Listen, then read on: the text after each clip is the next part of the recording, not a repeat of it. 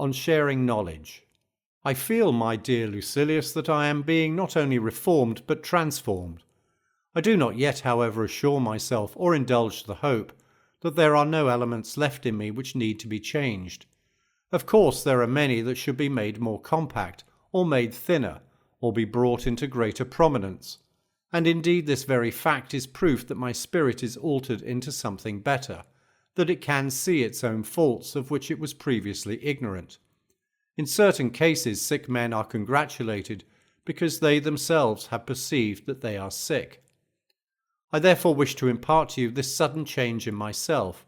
I should then begin to place a surer trust in our friendship, the true friendship which hope and fear and self-interest cannot sever, the friendship in which, and for the sake of which, men meet death.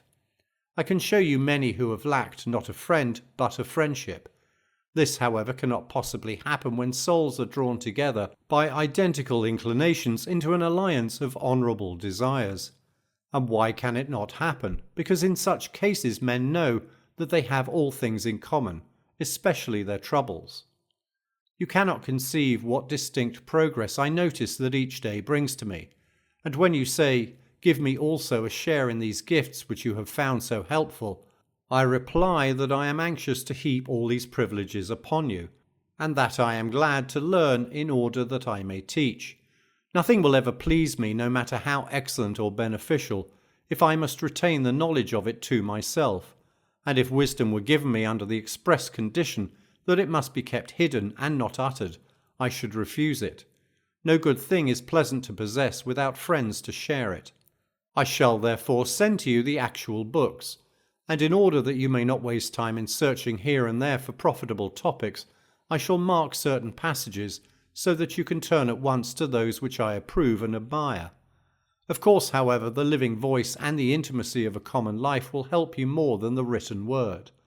You must go to the scene of the action first, because men put more faith in their eyes than in their ears, and second, because the way is long if one follows precepts, but short and helpful if one follows patterns. Cleanthes could not have been the express image of Zeno if he had merely heard his lectures. He shared in his life, saw into his hidden purposes, and watched him to see whether he lived according to his own rules. Plato, Aristotle, and the whole throng of sages who were destined to go each his different way, derived more benefit from the character than from the words of Socrates. It was not the classroom of Epicurus, but living together under the same roof, that made great men of Metrodorus, Hermarchus, and Polyaenus. Therefore I summon you not merely that you may derive benefit, but that you may confer benefit, for we can assist each other greatly. Meanwhile, I owe you my little daily contribution. You shall be told what pleased me today in the writings of Hecato. It is these words: "What progress, you ask, have I made? I have begun to be a friend to myself." That was indeed a great benefit. Such a person can never be alone. You may be sure that such a man is a friend to all mankind. Farewell.